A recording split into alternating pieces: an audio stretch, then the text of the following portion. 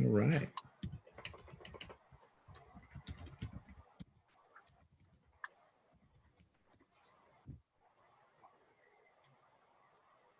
We got an awesome group in here. Cool, cool. All right, everybody. I know we still got folks who are signing in and joining, but I want to go ahead and welcome everyone. My name is Christopher Escobar. I'm the executive director of the Atlanta Film Society. Just a little kind of housekeeping point. Can everyone see the screen share that I'm sliding? If you'll just either give me a nod or a thumbs up, because we're going to rely on this throughout. And if you're not seeing it, you may want to pin it. And you're going to hear from a few different folks. But the kind of more important thing, if you have to choose one, is to see that as a guide, because it'll have some other information. Welcome, everyone. My name is, as I mentioned, Christopher Escobar. I'm the executive director of the Atlanta Film Society and the owner of the Plaza Theatre, both of which are partnering to do this incredible opportunity and presentation of the Sundance Film Festival satellite here in Atlanta. And we've got a lot to cover, and there's a lot of moving parts to it. So I just want to kind of go over the plan for the announcement event. Here's our overall agenda. We're going to actually welcome the folks from the Sundance Institute. We have a few of them joining us and give a few remarks. We're going to go a little bit over an overview about how this is different. Then we'll do a little bit of a deep dive into the film programming and the titles we have and kind of the moving parts with that. We'll actually see a couple clips from some of them, which have not been seen before. And then we're going to turn our attention to our host committee and our Beyond Film programming, which is some really interesting, compelling conversations. And then lastly, then we'll talk about how it works, scheduling, ticketing, and safety. We'll pause in between each of those sections, so that way there's an opportunity for questions as it relates to what we've covered. And I should mention ahead of time, I'll try and do a reminder as well. Our friends from the Sundance Institute will probably not be able to stay on for the duration, because there are 30 cities that they're working with to do this huge national ambitious event. So that'll be the opportunity. If there's any Sundance Institute related questions, even though we haven't obviously covered all that, will be that first question break. All right. So now I want to turn attention. I'm going to just see if she's on with us. Yes, she is. So I get the distinct pleasure and honor to introduce Pat Mitchell, board chair of the Sundance Institute, to give a few remarks. It's so great to see you, Chris, and everyone else who's joined us today. This is an exciting moment. Exciting in the history of the Sundance Institute, and exciting for all of us as people who love film and who love the community of the storytellers and artists who make film. So given the challenges that we couldn't be in person this year, our new festival director, Tabitha Jackson, had the vision that here was an opportunity to further democratize the Sundance Film Festival, provide access to many who may not have been able to travel to the mountain in Park City year after year. We're very grateful for the years in which many, many thousands did come to the mountain, and we hope to be back on the mountain going forward. But what we've learned in this experience is how great it is to take what is the excitement and thrill of discovering new talent, new movies, and spread it out, share it greatly, create partnerships like this one. And I am particularly thrilled about the partnership with Atlanta. As Chris knows and others on this Zoom call know, my home is Atlanta, Georgia. And we've just added a new trustee to the Sundance Institute board, who also lives in Atlanta, Wanya Lucas, so well known as a leader in our community. And then, of course, to have the deep roots that Atlanta has in film through Chris's work and the work of so many others who are a part of this alliance. And again, in true Atlanta fashion, to put together an alliance of community arts organizations that would do this together. Well, it's exactly the vision that Tabitha had. So we are thrilled to be a part of this and grateful for all the work that has already gone in to creating a very unique and special Atlanta edition of Sundance Film Festival 21. Thanks, Chris. Thanks, Pat. I also have the pleasure of introducing Chandler Phillips, who is the Manager for Impact, Engagement, and Advocacy for the Sundance Institute. Thanks, Chris. And thank you so much, Pat. That really beautifully sums it up. You know, this year we are excited and grateful to collaborate with 28 satellite screens, a constellation of mission-driven art house cinemas, arts organizations, and festivals. And while the circumstances of a global pandemic that brought us here are deeply devastating, there is hope for this new type of equitable access, community engagement, and relationship building that can grow from this approach. And so I was incredibly excited when we started talking with the Atlanta Film Society. I was born and raised in Lawrenceville, Georgia. The South is my home. Yes, Georgia. And personally, I, always looking for ways to collaborate in the South. And it's just been remarkable to see the programming come together here. In particular, this commitment to community and the endeavor to engage with the beautiful cultural organizations of this city. You know, this sort of host committee formed in the process, something that we at Sundance deeply appreciated because it just welcomes more people to the table, this sort of collaboration. And so from the bottom of our hearts, thank you. Thank you for inviting us in. Thank you for allowing us to take up space with you. Thank you for the joy and energy you have already brought to this year's festival. We hope to continue to work alongside you to better support independent filmmakers and artists, particularly those most at the margins. And so we're just so excited for you all to see these films and to engage in these beyond film programming. Thank you so much, Chris. Thank you, Chandler. So I'm gonna to kind of round out our little overview, and then we'll also bookend it with kind of an overview of the mechanics. I want to first offer a little perspective here, and I'm gonna really kind of change hats for a second and speak to you primarily as the owner of the Plaza Theatre, which, movie theaters around the country have been really impacted. And it is generally very difficult for an independent art house cinema, which the Plaza is the only one in the city of Atlanta, to operate and to be able to continue and compete with these big nationally and corporately owned chains. And I just got to commend and maybe even embarrass a little bit by how much I'm commending the Sundance folks, because of all of the efforts and talk about helping art house theaters and about doing something different during the pandemic. This is single-handedly the most both ambitious and the most inclusive, and I mean that in every sense of the word. I don't just mean across communities, but I mean really engaging folks and saying, we want to do something with you, but is this something you want to do? And if it works like this, does that work for you? This has been an incredible process along the way. And they've really been, they've been walking the walk that they have been talking. What's been present in the programming for a number of years, and even more so in big strides at Sundance in terms of including communities and different perspectives and really trying to push our culture forward through film programming, they've done corporately, logistically, and operationally. And I have to commend that. It's been a really inclusive process, from giving us access to some incredible frontline worker training to, emphasizing the importance of doing recognitions for the indigenous tribes whose land that we are on in these different communities, and really pushing us to think about inclusion, accessibility, and community in ways that maybe a lot of us, including, I will say, us from the film side in the Plaza, thought we had a really good handle on, and realized there is still more to improve. And so, with as difficult as things are during the pandemic, to be taking on as complicated and many moving parts, this really could have been, there are more ways this could have been that would have all been worse. This could have been rather colonial. This could have been rather, hey, we're Sundance and we're big and we're calling the shots and we're showing up. And it was not that at all. I can't express my gratitude enough for how collaborative it's been.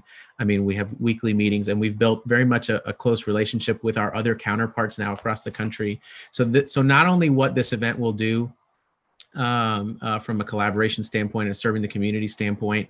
I mean, all of the tickets and proceeds for the screenings we sell in Atlanta, and as true in other communities, stay with that community. Sundance doesn't get any of that. That's remarkable. Literally no distributor, no one who's working with art house theaters is doing anything like that. So, you know, when I'm saying that we're really thankful to be working for them and doing this, it is a big thing for a national brand that has a lot behind it and a lot that goes into establishing itself to open itself up and work with other brands like that and sharing that success. And so for that reason, that was why we also took the approach of, well, why don't we find how we can make this inclusive locally as well? And you're going to hear from some of the great folks on our host committee, some of those select folks. And additionally, we're sharing the portion of the capacity of the seating and the revenue with those organizations in ways that work best with them, taking that cue from Sundance.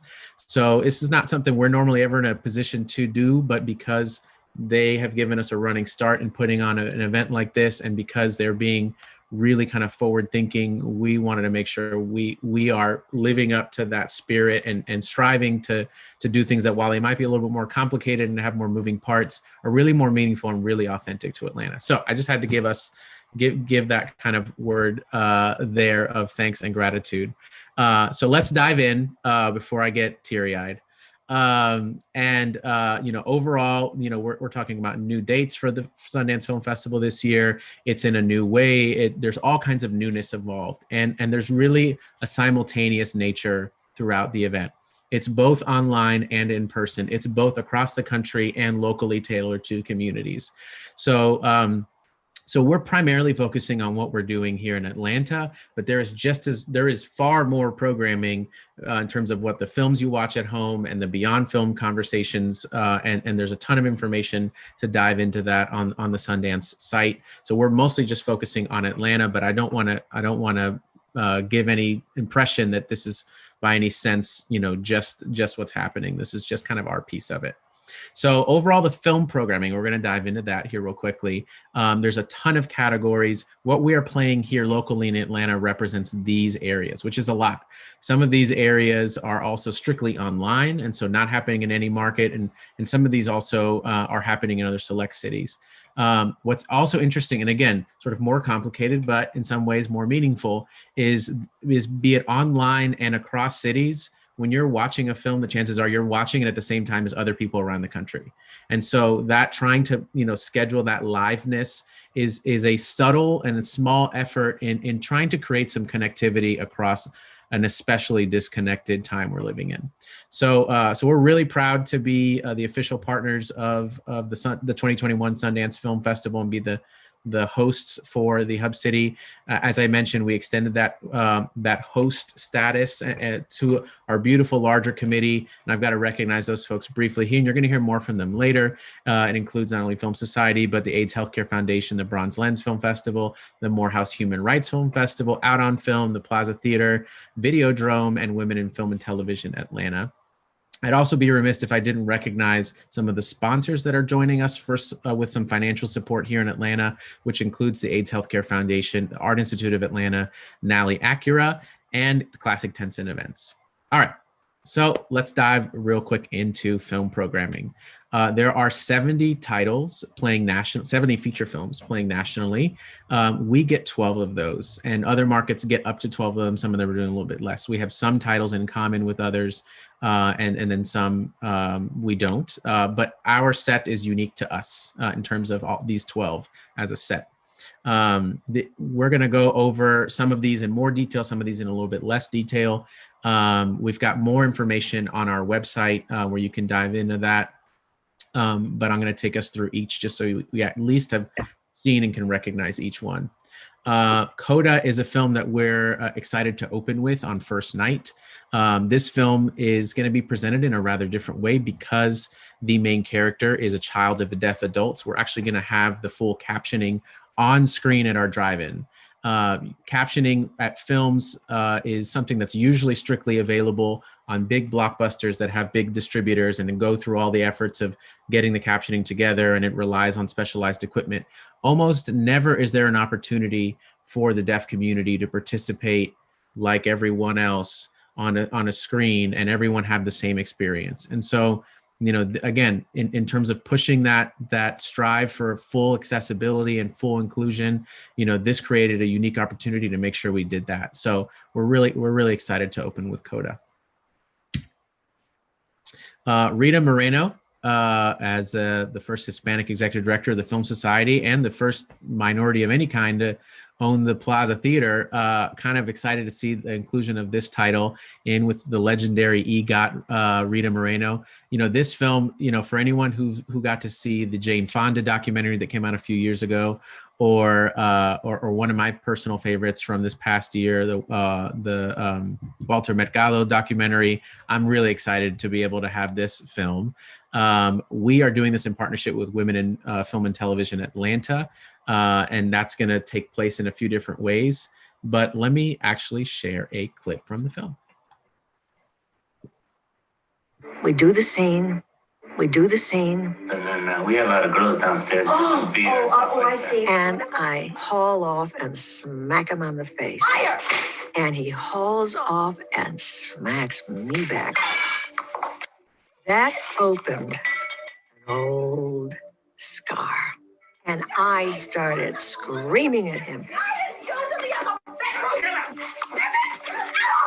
And they never stopped filming. The director loved it. Did y'all see that okay? Nope, you only heard it? Oh, great. God bless technology. All right, let me try that one more time because it's worth it. We do the scene. And then we have a lot of girls downstairs. I see. And I haul off and smack him on the face. Fire! And he hauls off and smacks me back. That opened an old scar. And I started screaming at him. And they never stopped filming. The director loved it. There we go. I had a feeling maybe you guys weren't seeing that. So we're really excited to have this film and do it in partnership with WIFTA. Our next title is Passing, and honestly, anything that ever has Tessa Thompson in it, we're always saying yes. What is it? Because she's incredible. We've been very, very privileged to share her work over the years, even going way back to her incredible role in Dear White People, which was a Sundance title that we were lucky enough to include in the Atlanta Film Festival. We're doing this one in partnership with the AIDS Healthcare Foundation, and very excited to include it. Superior, another compelling film. This one makes me kind of makes me remember sort of 90s Sundance roots in this sort of very vibrant and stylized indie film that doesn't have sort of crazy entry points. It's interesting characters done in a stylized way, and with an intentful voice. So we're excited to include Superior. My name is Polly Murray. For those of you who got to see RBG either at the Atlanta Film Festival or on your own, those same filmmakers have partnered again to make this film about the trailblazer who really laid the groundwork for a lot of the work that Ruth Bader Ginsburg came behind to do. We are excited to be showing this film in partnership with our friends at Out on Film. We will hear from them in just a little bit. And we're actually potentially going to have some people with the film, which is exciting whenever that's an opportunity. So All Light Everywhere, the filmmaker Theo Anthony is actually an alum of the Atlanta Film Festival. His previous film, Rat Film, which is a very unique and interesting approach. This one, he takes this idea of taking the subject that we maybe don't often think about and open it up in a way that we perhaps have not really examined. In this case, it's surveillance and being constantly recorded, and it is a documentary, but it is just as much a poetic reflection on the subject. We're doing this one as well as our next title in partnership with our friends at Videodrome. The Blazing World is part of their next category and is a really edgy, very visually intense and creepy, frankly, thriller / horror. We're very excited to include it. This is actually the debut feature of the director who made her premiere at Sundance in 2018 with the short film that this feature film is based on. And it blends a lot of horror and fantasy, and it's really imaginative and explores not only kind of the usual themes in horror and thriller, but really also explores around the themes of manifested trauma. So it is psychological, it is visual, it is a lot of things at once. Ailey, any fans of the Alvin Ailey Dance Company, maybe seen them at the Fox Theater each year, or Ailey 2 at the Rialto. You know, an incredible artist who has really transformed the dance world in an amazing way. We're very lucky to be partnering with our friends at the Bronze Lens Film Festival, who we'll hear from a little bit later today. You know, this is a very poetic sort of love story to Alvin Ailey in the same way that Ailey's own work is rather poetic, and really has archival footage, and it's layered with audio recordings and focuses on Ailey's upbringing and establishing the language of his inspiration. So we're excited to have it. We feel like it resonates with an important tradition, an important cultural part of Atlanta's arts and culture. Judas and the Black Messiah. This one has a trailer that, if you haven't seen it by now, all over television and social media, you absolutely should. This is such an exciting film. This was a later addition to the Sundance lineup, and we were very excited to have it here as part of our Atlanta lineup. And we're super excited to be doing this with our friends at the Morehouse Human Rights Film Festival, who are newer to our film festival family in Atlanta, but have got off to a tremendous start for their first couple years. And we're just super excited to do this with them. Because this trailer is widely available, I didn't include it in here, even though I love it so much. But be sure to watch it if you haven't seen it. We're excited to have it. I should also mention that the people who made this film are in Atlanta making another film. And so we're currently trying to work with them and their production schedule to see if we can have them in attendance. But it's just another unique opportunity for everything that's going on film-wise here in Atlanta, and what that might mean for us. Coming Home in the Dark is another film that we're partnering with Videodrome on. This is another thriller that has some really menacing performances, and the director, James Ashcroft, really kind of took this ruthless crime thriller and combined it with kind of an unhinged road trip that's promising to leave us breathless. So we're excited to have this in also what will be, I feel like, a scary time to watch a scary movie like this, not till 10:15 at night. So I think that's just going to make this a more intense viewing experience. We've got two more, last but not least here, Try Harder. This is a documentary film that promises to bring humor and heart, and focuses on the reality of the American college process and how that intersects with class and race and education, while focusing on these young students as they compete to be able to get the admission to the college of their choice. We're lucky enough where one of the folks in the film is scheduled to attend, and so we're going to have some engagement opportunities with them, both in person and online. Excited to have that. And then last but not least is Cryptozoo. This one is a vibrant and wondrous fantastical feature animation for adults.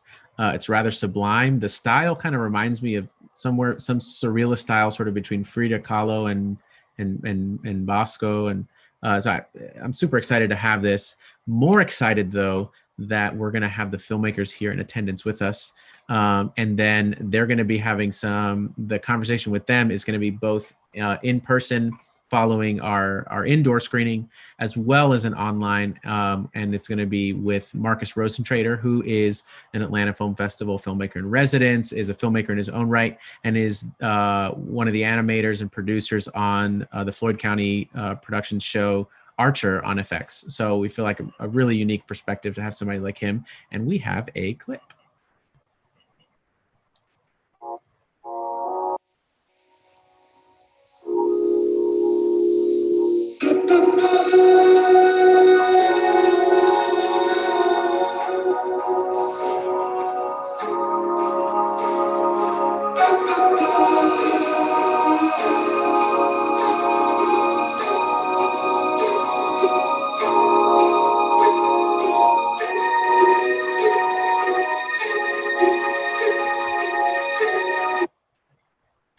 So certainly promising to be transformational. Rarely is it that you see an animated feature film in this kind of very sort of hand-drawn style, and also kind of just equally as kind of incredible and impressive. It was done by a small team of like 5 people, but has major name talent like Michael Cera and many others. And so we're super excited to have that film team joining us in person.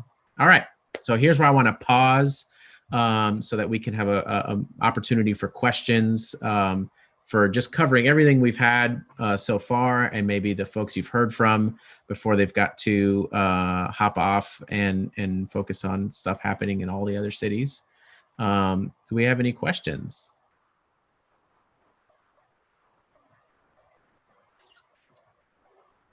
Okay, cool. All right, cool. Yeah, we can throw them in the chat. We can unmute. That's okay. Either way.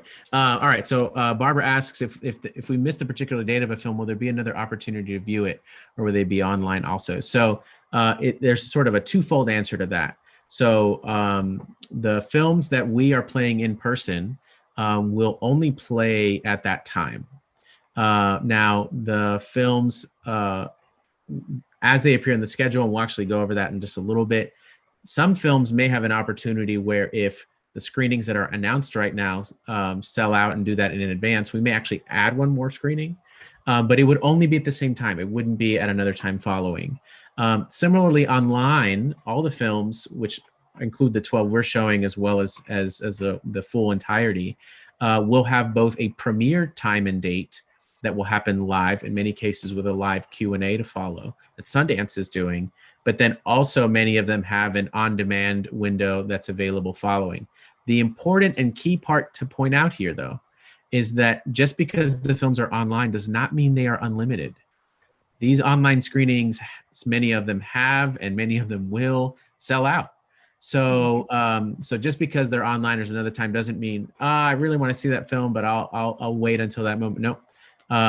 The thing to do would be to buy tickets now if it's happening in person, or to buy or buy that ticket for the online screening if it's happening online. A couple other questions. Let's see. Will there be a virtual whole festival pass available? Yes. So for the we'll talk more about kind of the ticketing and that kind of stuff as well in just a little bit. I'm just going to scan through real quick. I don't see any other questions. But before we move on, are there any questions for do we have a list of these films online? Yes, these are all announced on the Atlanta Film Society website with the schedule as well as more detail. And then keep in mind there are both individual as well as overall pass options that Sundance makes available strictly for the online screening and access. So, all right. So the next item we're going to cover before I move on is going to be our Beyond Film programming. And actually, here's a great question. Do you think this will continue, this type of festival, after COVID? That's a great question. I think Sundance has proven, like, if nothing else, speaks to the spirit of experimenting and trying difficult but possibly worth it things. It's this virtual screening room that they did available in VR, where people like interact in person, and which is kind of interesting and different. But if that's not enough, they also put it on the space station in outer space, like with a video feed of what is in space. I'm just like, come on, guys, this is insane. So I think I can't speak to if a collaboration like this is part of the cards in the future. I don't think anyone can fully answer that right now because no one really knows what the future brings these days. But I don't know if Chandler and if Pat's still with us, if y'all can speak to just what this might open up as opportunities or otherwise, if it's not too soon to speak to that. Chandler, do you want to take this or do you want me to? I can say really quickly, as Chris said, no one knows what the future will look like, but we are, looking for ways to continue to engage with community after this. And I think for all of us at Sundance, like, this is just the beginning. And so regardless of what the iteration looks like, 100% looking to see how we continue to engage with satellite screens moving forward. Yeah. And Chris, I would just add to that one of the things we know we embrace fully about this virtual and model is the access and democratization, as we mentioned earlier. It is just so enlarged the numbers of people who can experience the festival. But I do want to add something to the numbers question that you got earlier. We do have capacity limits, and that's out of respect for the filmmakers. We met with each of them to determine how many people could see the film and should see the film before they have an opportunity to put the film into the full marketplace. So it is like a festival in that way, in that there are capacity limits on the films out of respect for them. And also we've tried, I think, and this is what's going to really be unique for us all to experience and observe, and is, can you really create a full festival? And to use Chandler's word and our word, which is kind of our keynote to everything community, can you create that sense of community with this kind of festival? That's our goal. And if we do that with the satellite partnerships and with the experience everyone has on our platform and everyone else's, then there's no question we want to maintain that and strengthen that going forward. Absolutely. I'm gonna kind of hold off on some of the questions, and if I don't come back to them, I'm gonna encourage those of y'all who posted questions that have not been yet answered to repost them if I don't touch on them, as it relates to parts we talk about later in the end. But I will say that the Atlanta Film Festival is usually Atlanta's first chance to see Sundance programming. We normally have at least a handful of titles that are part of our marquee programming.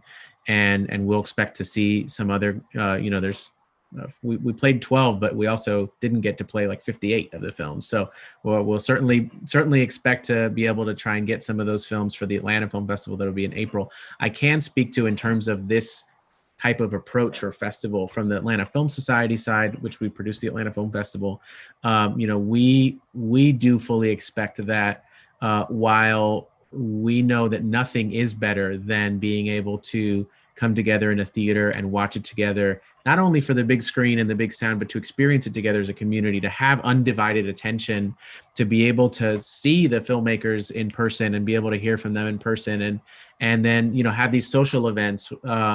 There's so many elements to this that there is nothing better than that. But we've also really realized that there's a lot of people who far before the pandemic shutdown have been homebound and have not been able to participate in any way. And that's really, it's meant that this thing that's happened out of necessity really should be, to some version or extent, part of how we present and connect with the community. So I can say for us, this opportunity of having in person, having online, having the simultaneousness is something that we're definitely interested in doing.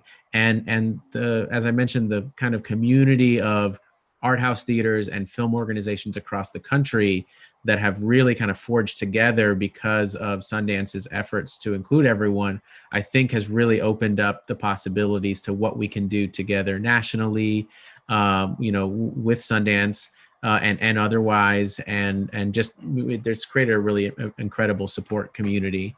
Additionally, the Sundance Institute, and the Atlanta Film Society, we are both more than our annual festivals, and in terms of service to filmmakers and in terms of bringing incredible content to audiences. So I think there's more opportunities, film festival in the future and beyond the film festivals as well. All right, so last couple questions, then we'll move on to our Beyond Film programming. How many cities are having it in person? Great question. So there's 30 cities participating total. I know of the 30, I think it's about 10, but I might have to rely on Chandler to keep me honest here. It's about 10 that are having an outdoor component, and I know that some cities that's not possible because they have really heavy winter weather and otherwise, and then some of them they're not allowed to do in-person screenings. But Chandler, can you speak to just total how many are in person? Yes, I don't have the number top of my head, but I just put in the chat a link that will show you all of the different in-person satellite screens. So it's a little more than 10. And so some are doing outdoor screenings, and then some are also doing indoor socially distanced screenings, but maybe around like 13 or so. Now, I mentioned that this is an experience on multiple levels, and the film programming is part of that, and it's happening in person and digitally. But the beyond film programming is equally an important part, because that's really where you get to use the films as a launching point for conversations. And this has been true at Sundance. This has been true at the Atlanta Film Festival, where there are conversations either immediately following films and their Q&As with the filmmakers, or sometimes more standalone conversations. And then there are things that really speak to the art form of film and television and the moving image overall, and using this as an opportunity where there is a convergence of thought leadership. So that is an equally important part, and also happening on multiple fronts. There's what we program here in Atlanta. There's what some of the other partners are programming from their markets. There's what Sundance programs, but all of that will be available online. And back to what Pat was mentioning, equally exciting is all of that will be accessible to everyone and for free. That is also a super huge deal when it comes to trying to make this stuff as accessible as possible.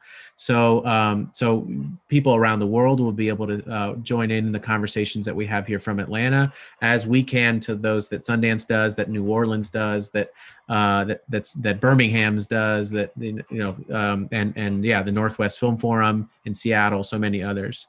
So I encourage you to not only be familiar with what we're doing here in Atlanta that is maybe uniquely available to you in person, but be sure to be checking out the Beyond Film schedules and lineups from our other kind of sister hub cities and from Sundance as well. But we're going to dive in now. But before we do, I just want to thank Chandler and Pat for joining us. And I don't know if y'all can stick around or not, but thank y'all for taking some time to be able to join us specifically in Atlanta. Super big pride point that y'all and Wanya are holding it down and representing Atlanta. I think it's awesome. And so I'm just so happy this has all come together. If the Sundance folks are still here, are you doing a similar Zoom with Key West? Is Key West one of? I don't think it is. Yeah.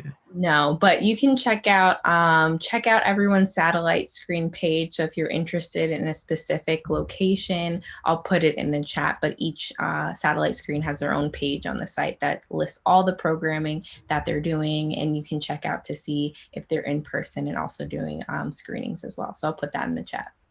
Cool. All right. So we are going to talk about our Beyond Film programming.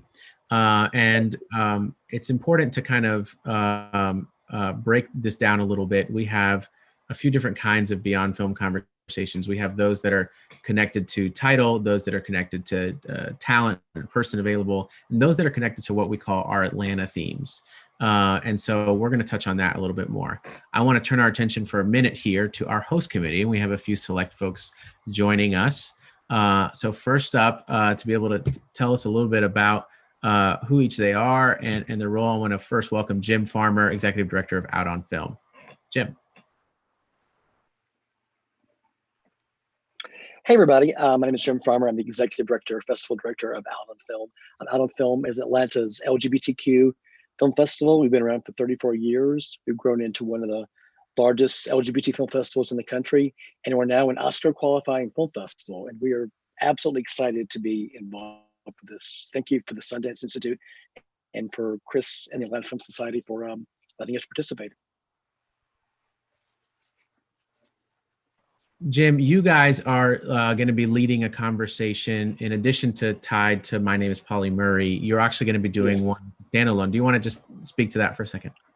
Absolutely. We're doing the issue of representation is one that's always topical and relevant. We're going to be discussing representation and also the issue of cisgender actors playing LGBTQ roles that seems to be real prevalent these days. So we're just going to talk to some other filmmakers, actors, and actresses just to get their sense of why it happens, why it's so commonplace, and just where we go in the future, and the situation, and how do we resolve it? How do we move forward so that LGBT actors have the same opportunities that their straight counterparts have in getting these great roles?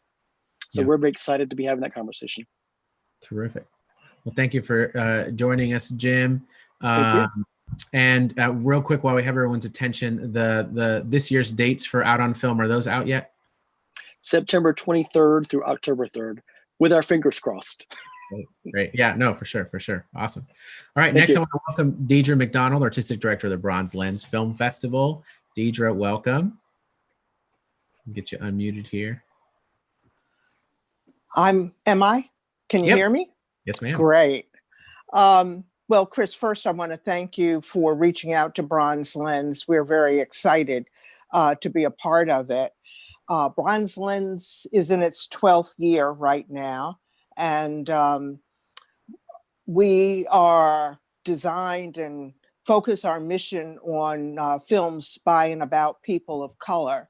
And we receive submissions from all over the world, and we are really showcasing some excellent films. We too are an Academy Award qualifying festival in the shorts category, and we're in our 5th year regarding that. We are also a charter member of Array, which Ava DuVernay created as a film distribution network. And so we're very honored to have been on the ground floor with that. And we also have a relationship with PBS for Real South, which are documentaries about, short docs about the South. And our festival, our second virtual festival, is going to be August 17th through the 22nd. Terrific. Well, we're excited to have Bronze Lens participate. We, I would say Out on Film, Bronze Lens, and some of our other film festival and media arts organizations counterpart, we always try and find opportunities to collaborate. And if it's for fun things like Oscar viewing party to, you know, participating and having a role in each other's festivals, it's always important that we find great opportunities to work together. So thank you, Deidre, for making time to be part of this and being here today. Last but not least, for the 3 organizations that we have today, I want to turn our attention to Cara Walker. She's the executive director of the Morehouse Human Rights Film Festival. Cara, I think we've got you. There we go. Off mute here. Welcome. Thank you. Good afternoon, everyone. And thank you, Chris, for inviting me to share a little bit about the Morehouse Human Rights Film Festival.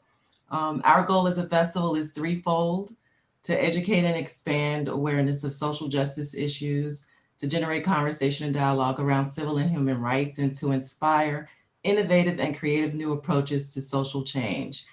We accomplish these goals by giving filmmakers from around the world a platform to showcase films centered around human and civil rights and social justice. Films at our festival have covered topics like homelessness, police brutality, immigration, racial prejudices, gender identity, politics, healthcare disparities, human trafficking, economic disparities, and much, much more. In the past 2 seasons, we're a very young festival, but in the past 2 seasons, we've screened over 100 films and hosted 80 filmmakers from over 11 countries. We've awarded 9 filmmakers our Best in Category awards, including a Lifetime Achievement Award named for Morehouse's most celebrated filmmaker alumnus, Spike Lee. And Chris, you were there when we gave Spike Lee that award. Thank you so much for helping us to get him there. None of this would be possible without our many wonderful and gracious partners and sponsors who share a commitment to showcasing human and civil rights centric films. This year, our festival is scheduled to take place in the fall, fingers crossed, September 23rd through 25th. Most immediately, though, we are honored and excited about hosting Beyond Film Conversation. And that conversation will include distinguished members of our faculty and alumni. Again, thank you for this opportunity to share. And I hope that all of you who are on the call today will enjoy Morehouse's thought-provoking Beyond Film Conversation. Terrific. Thank you, Cara. We have kind of Cara mentioned, we were very excited and honored to partner with Morehouse to launch the Human Rights Film Festival in 2019. That seems like an eternity ago, but it was just 2019. And they were started with an incredible bang. She mentioned we had an alum who we both share of the same year, Spike Lee, who both played the Atlanta Film Festival and graduated from Morehouse in the same year, just over 40 years ago. Also the year he finally won his Oscar. It was an incredible alignment of kismet there. And overall, our perspective and approaches at the Atlanta Film Festival reflects Atlanta in all of the interests and shades and communities and pockets of the world that reflects. But we always find it's super important to partner with folks like the Morehouse Human Rights Film Festival, Out on Film, Bronze Lens, and others, because they speak and specialize in areas that are just a part of the Atlanta Film Festival, but it is their whole world. And so we always feel like there's a time and place for everyone to come together and to have things that represent and reflect everyone. But then there's also an important time and place to have some focused dialogue for celebrating these communities and these artists and these stories. So we're excited to be able to have another opportunity to do something like that. I want to also now turn our attention to some of the other Beyond Film programming that is going to be part of the festival. These are not necessarily connected to some of our host committee members, but are connected to very important parts of Atlanta. The Center for Media Industries Institute at Georgia State University, which is the building you see right here, focuses on kind of the cutting edge of the moving image, if it's virtual reality, augmented reality, if it's volumetric capture, so on and so forth, so many other areas. And so they're putting together a panel that they've programmed and are leading around the innovation and the opportunities for inclusion because of animation, which is an important pillar of one of the CMII's focuses. So we're excited to have that. We're also going to be featuring a panel also as part of our Atlanta Themes of Innovation and Inclusion, led by Naomi McDougall-Jones on what are the post-COVID innovations that will drive opportunities for inclusion, particularly around distribution and financing. So this is an area that for our filmmaking community is an important topic and really focuses on COVID made us and forced the need to open these doors up, but now what might that mean? So they've got an incredible panel that she's put together for that. We also have an exciting session with the folks from Trioscope Studios, who just created the miniseries for Netflix that just came out this past Veterans Day. It's a 4-episode miniseries that focuses on this incredibly harrowing and based on real life story of this rather unique troop and division that fought during World War II called the Thunderbirds. It's the 157th Division, I want to say. And it's not only a unique story because of who these folks are and what they faced, but also it's told in a unique way. Some of you might have seen some more rotoscope using technology stories like Scanner Darkly and otherwise. This can feel like that, but the idea of this approach is to make a film that has a feel like a graphic novel. And it's directed actually, and for anybody who saw Sin City, for instance, one of the lead artists who was involved with the creation of that film is the one who directed this for Trioscope. And so it's an incredible story. It's an incredible approach. It's innovative from a technology standpoint, innovative as well from what it's going to mean for inclusion. And it's right here in Atlanta. And so an incredible opportunity for us to feature the work they did and how they did it and what possibilities that's going to make possible.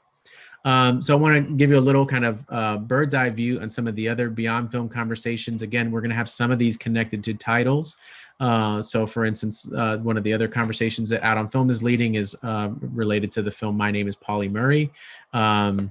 We're also going to have a talkback conversation about the film Judas and the Black Messiah, led by our friends at Morehouse Human Rights Film Festival. And then in Bronze Lens on Ailey, as well as others. And then we're going to have a number of films of conversations that speak to our Atlanta themes of innovation and inclusion, some of which are what we're calling ATLFF Rewinds. These are sessions from the recent Atlanta Film Festival that were only seen then as part of the Creative Conference, have never been free and available to the public, and not been seen since then. And so we're going to feature some of those as well as a new opportunity to see those. One of those, which I'll kind of call attention to, is an exciting opportunity with the show creator and showrunner of Watchmen, which was filmed here in Atlanta and won a bunch of Emmys, an incredible series on HBO. We were lucky to be able to speak with him just a few days after winning 2 Emmys. So we're super excited about that. We got a whole bunch of slew of others. And then some of the new programming that's happening. You heard from Jim earlier about the one they're doing about representation. One that I'm really excited about, if you did not see the campaign, we're going to feature Angela Barnes and Paul Fox, who are 2 filmmakers that got together during the pandemic to create the Get Your Booty to the Polls PSA campaign. And this was a voter engagement and encouraging voter turnout, not for a specific party, but really going, we're gonna take a unique approach to what is a pretty tired format of a political PSA campaign, you know, and collaborate and work with and empower these Black women that are exotic dancers to be able to speak about politics and to underline and emphasize the importance of voting and of getting involved and of paying attention. It got national attention, was on all kinds of, not only had millions of views online, but was featured on Last Week Tonight with John Oliver, was featured on the Colbert Show, and then even had follow-ups in relation to the runoff campaigns.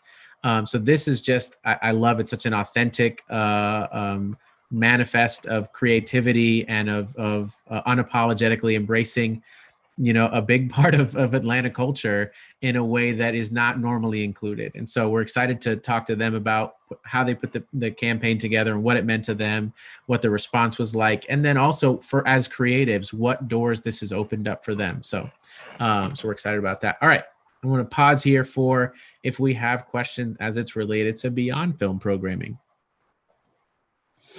And Deidre, we have a question here to add back in, a reminder of where, oh, sorry, this is a question actually of where the Bronze Lens Film Festival will be.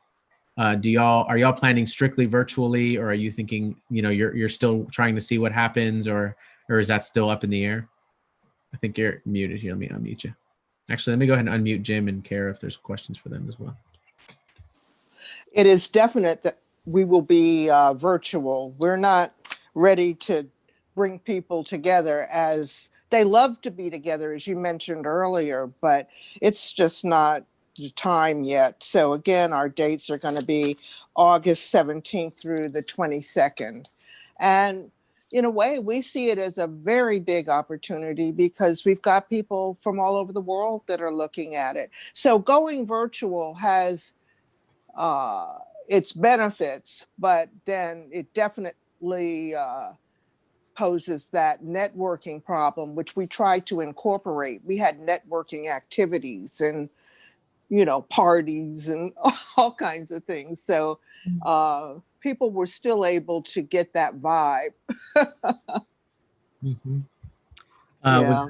Question here about finding out more information about the panel. So you can go one of 2 ways. You can go to the Atlanta Film Society website, atlantafilmsociety.org, and see everything we've announced. I must disclose that some of what we've covered here is in the process of getting added to the site, but will be on there momentarily. So you can look at that way. It just focuses on what Atlanta's doing. You can also start with the Festival Village using the links that Chandler shared here in the chat. That allows you to look at what all the markets are doing. You can go to the Atlanta page and then see just the Atlanta things, but you can also look at some of the other markets as well as be able to explore some of the stuff that Sundance is doing nationally. Is there yep, and then where can I find more access about these panels? So on our site, I mentioned all of that. I want to scan back here real quick and see if there's any questions as it relates to beyond film programming or relevant particularly to our friends from Bronze Lens Add-on Film in Morehouse.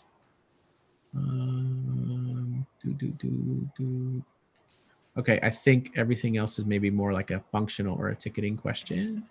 So sort of our what will maybe be our quickest section, sort of our kind of our least sexy but really important nuts and bolts section is how will this work? So we're going to focus, spend most of the time focusing on from a scheduling timing standpoint. So we've got 3 ways. We've got safe in theater, and I'll touch a little bit more on that. We use pod seating inside the Plaza Theatre. We have extensive safety measures that I can confidently say is literally the safest indoor space available to the public.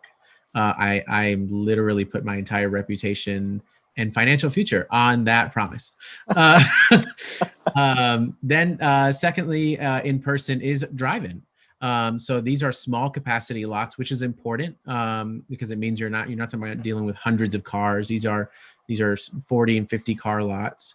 And unlike inside, which is flat pricing at $20 per, the drive-in creates a more economical option where it ranges between $10 and $15 per person, depending on the number of people in the car. So the car pricing ranges between $15 and $50. And then lastly, in-home. For in-home film viewing, that's strictly done through Sundance's ticketing portal. As I mentioned, some of those films are already sold out, and I'd be willing to venture that probably all of them will sell out.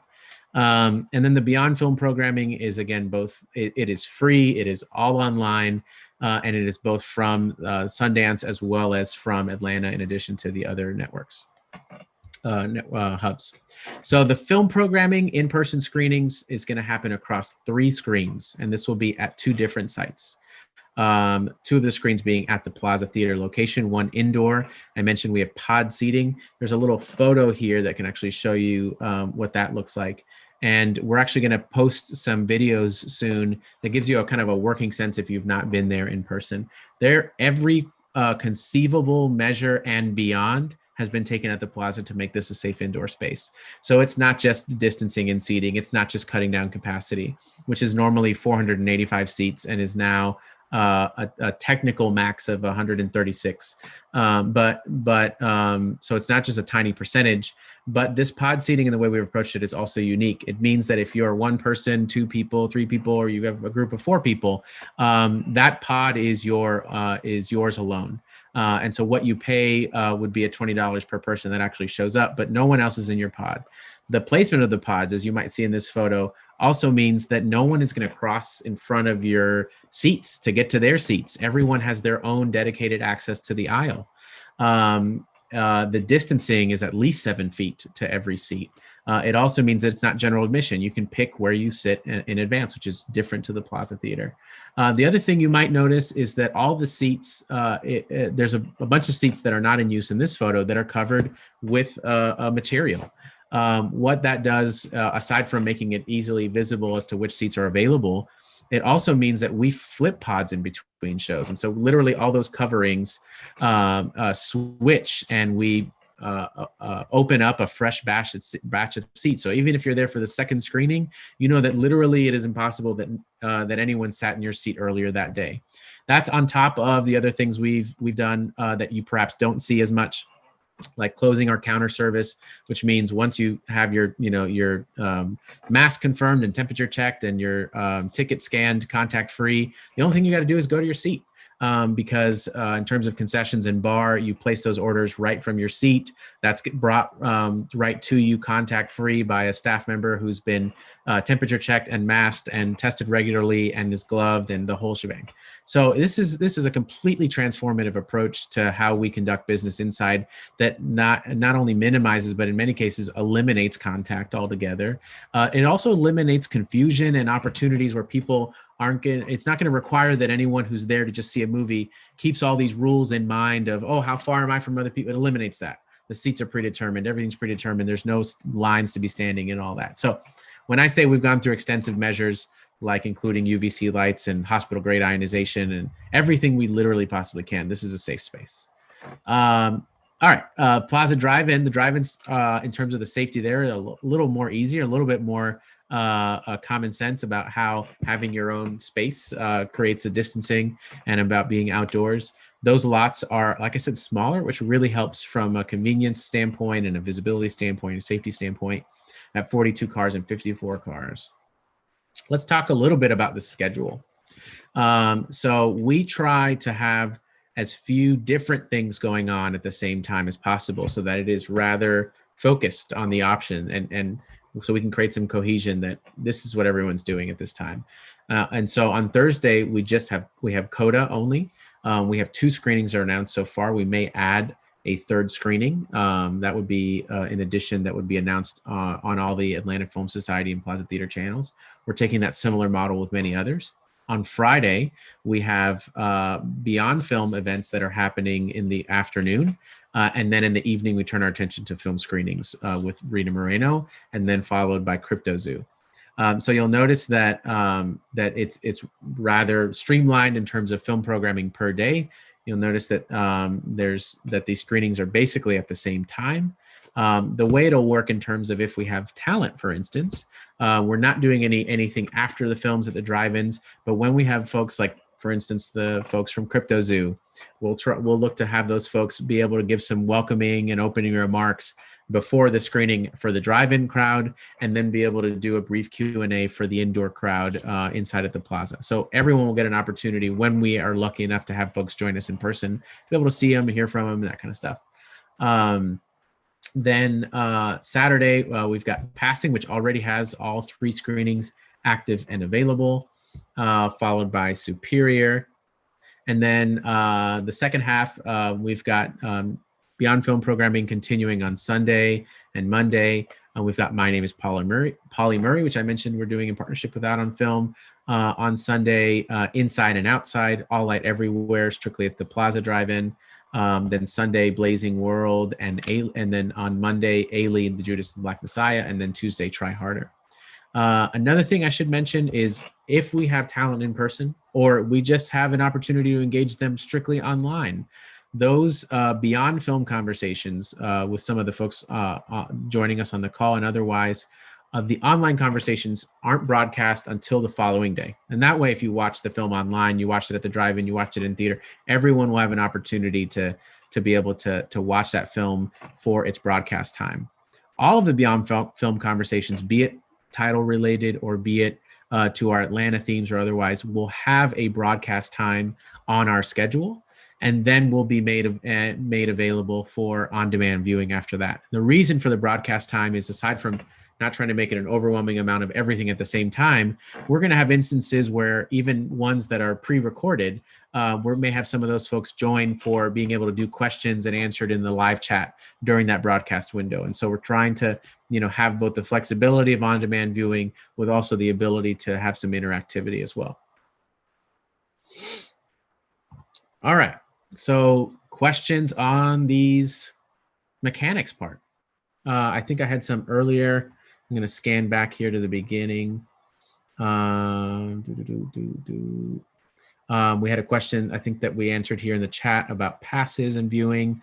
For the Atlanta screenings, there aren't passes. These are just strictly individually ticketed. Although I should mention that members of the Atlanta Film Society get a discount on all tickets. And then if you're a member or a partner of our host committee members, a lot of them will be making tickets available both at a discount and in some cases limited for free for some of their folks. Let's see, any other questions here? If you have an in-person pass but need to switch, is that possible if a show is sold out? That's a great question. I might put our operations director on the spot to see if she might have an answer for that, or that might be something we have to follow back up on. Kimberly, I see you're on here with us. Might you have an answer for that? Yes. So, well, currently none of our screenings are sold out. There are still tickets available for everything else. But in the event that there are no tickets available, I would not be able to switch them. But I believe this person and I have already been communicating via email. So if you have any questions, you can direct them to me right away. There is another question here, limited, that kind of speaks to your area, which is, are there opportunities for film students to volunteer within the industry or during the film festival? And do you want to answer that? Sure. Yeah, we will be accepting volunteers for the Atlanta Film Festival. We're still working out logistics if we'll be using volunteers for the Sundance element.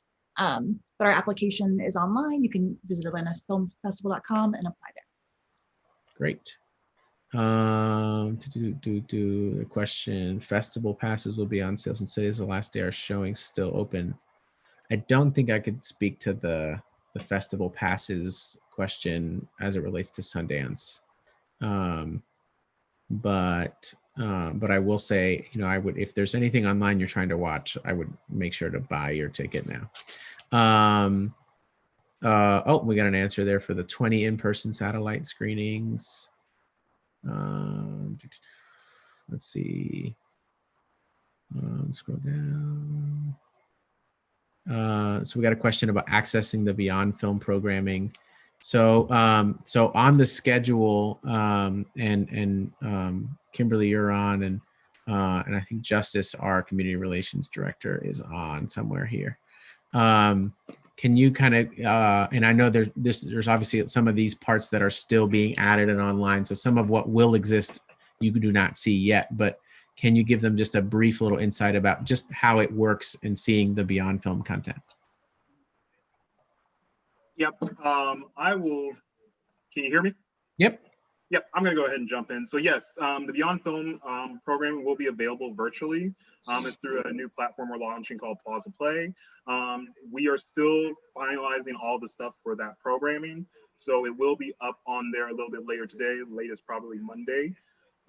So yeah, just check back. I know our programming director, Alyssa, she threw in there the link to the Video Village. I also threw in there a link to the Sundance tab on our Atlanta Film Society menu. So just double check, but we will have it up very soon. I should also say that in terms of watching, so the way it works is, once you're browsing the schedule of the content, and for us, the only online content we will have online will be our Beyond Film content. Is you go on there and you buy your free tickets, so to speak, or access those, and then you could watch those from your phone, from your computer, or you can actually, if you have a newer Apple TV, a Roku device, add the Eventive app, and be able to watch those from the comfort of your television. So it really creates a really great viewing experience. So there's a question here about how many films will be available virtually, and will virtual screenings include movies shown in other markets?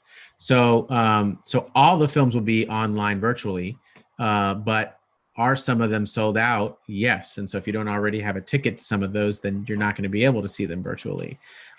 Some markets have different combinations. I'd be willing to guess that all 70 films are probably represented in at least one of these markets in some combination. But of the 12 we have, we might share 2 or 3 in common with Birmingham, and another 2 or 3 in common with New Orleans, and so on and so forth.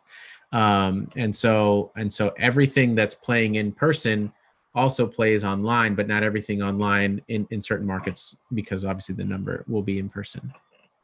Let's see, any other, is a volunteer to link? Yeah, Kimberly, would you mind grabbing the volunteer link from our society page? And we have an opportunity where if you're interested in volunteering just at any time in the future, to just sign up for the email list, and then we'll follow up when those opportunities present themselves. And we've had both in-person volunteer opportunities, and as well as opportunities for folks to be a part of our screening committee and reading committee. Those are annual opportunities as well. And we welcome film students and professionals and seniors and everybody in between. So yeah, I mean, honestly, the Atlanta Film Festival wouldn't be possible without those folks being involved. So, all right. I think we are coming up on time. I want to thank everyone for joining. I also want to thank all my Atlanta Film Society fellow staff members here, who have worked really hard to help us put this together, and while also working on the Atlanta Film Festival since April of 2020, mind you, for the Atlanta Film Festival that doesn't happen until April of 2021. A lot of exciting things coming as a result of that. I should also say that for those who are attending the Sundance Film Festival, we're going to be sharing some exciting announcements throughout the course of the Sundance Film Festival. So some great things to keep an ear out for in person. Those will be the first to hear about it, and then afterwards publicly. And thank you everyone, all of those folks, for joining on here as well and taking time out of their day. I want to thank everybody who, from our host committee to our sponsors, and certainly the folks at Sundance, for joining the Atlanta Film Society in the Plaza to make this satellite event happen. This is certainly a unique way, even for a virtual / drive-in type film festival, to be participating in this nationwide thing is it is important enough to work through the complication of putting all those pieces together. And I think will be a tremendous experience. So thank you all for joining. I hope to see you there. A shout out also to our Atlanta Film Society board members who were on here. I see Josh Harris. I saw M. Cole. Apologies to anybody else I did not recognize. Thank you all for coming. I hope to see you next week. Bye.